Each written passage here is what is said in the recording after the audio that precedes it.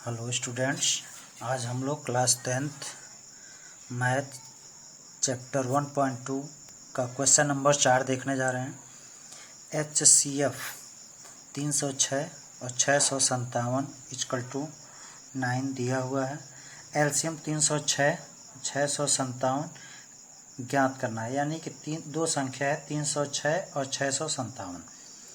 इसका मौसा HCF मतलब हाईएस्ट कॉमन फैक्टर दिया है 9 और इसी दोनों संख्याओं का LCM पूछ रहा है। तो इसके पहले हम लोग सूत्र पढ़ चुके हैं कि दो संख्याओं का गुणनफल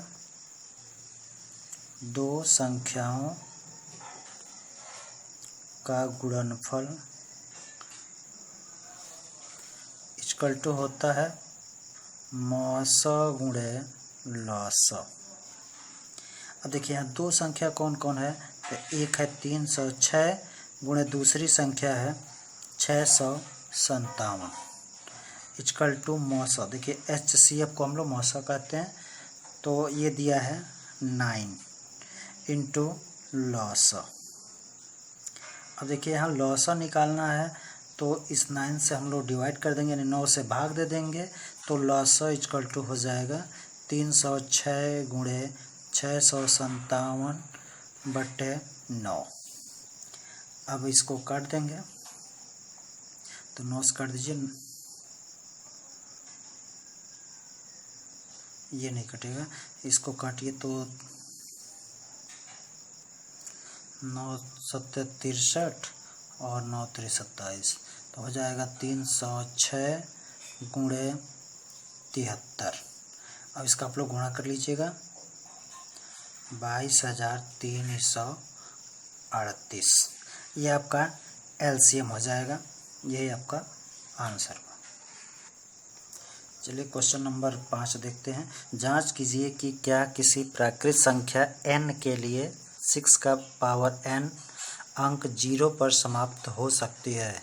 यानी कि 6, जहाँ n क्या है प्राकृत संख्या है, तो 6 का घात अगर हम प्राकृतिक संख्या जैसे 1 2 3 4 5 ऐसे n पदों तक रखें, तो क्या इसमें इकाई के स्थान पर 0 आएगा, तो ये देखना है। देखिए जिस संख्या के लास्ट में 0 होगा तो वह निश्चित है कि 2 से और 5 से विभाज्य हो जाएगा।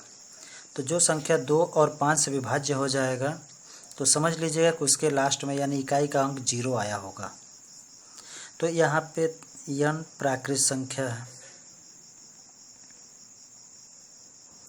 n प्राकृत संख्या है।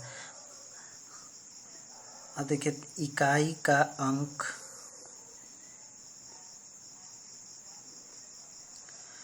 शून्य होगा यदि उसके गुणनखंड में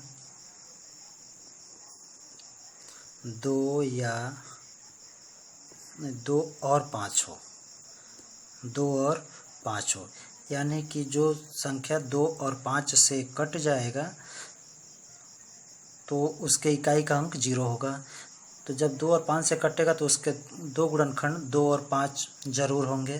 तो यहाँ हम देखते हैं 6 का पावर n है, तो 6 का गुणनखंड करते हैं, तो यहाँ 2 गुणे 3 लिख सकते हैं का पावर n।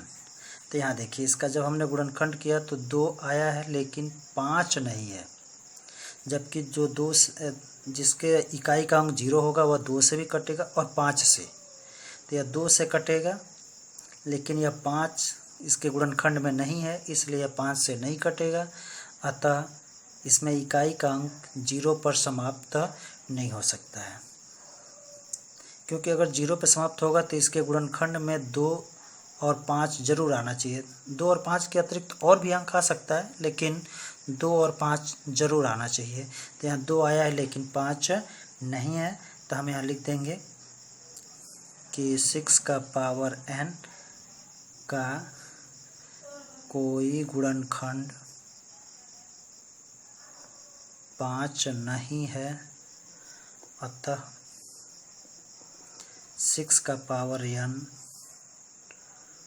अंक 0 पर समाप्त नहीं हो सकता।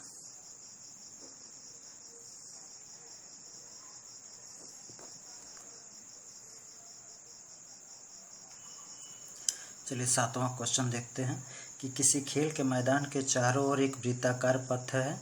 इस मैदान का एक चक्कर लगाने में सोनिया को 18 मिनट लगते हैं, जबकि इसी मैदान का एक चक्कर लगाने में रवि को 12 मिनट लगते हैं।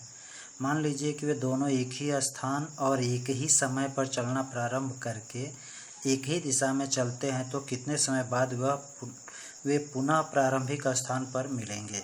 यानी कि दो व्यक्ति हैं, एक सोनिया और दूसरा रवि। सोनिया एक चक्कर लगाने में 18 मिनट का समय लेती है, जबकि रवि को एक चक्कर लगाने में 12 मिनट का समय लगता है। अब देखिए यहाँ पे दोनों एक ही स्थान से एक ही दिशा में एक ही साथ चलना प्रारंभ करते हैं, तो एक साथ तभी मिलेंगे जब दोनों का समय एक हो। यानी कि दोनों का जो समय है वह एक ही गुणज होना चाहिए।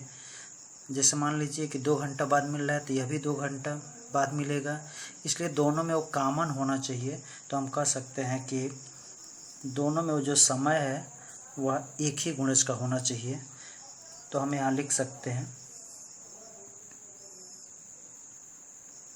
इसको हल लिख देंगे यहाँ।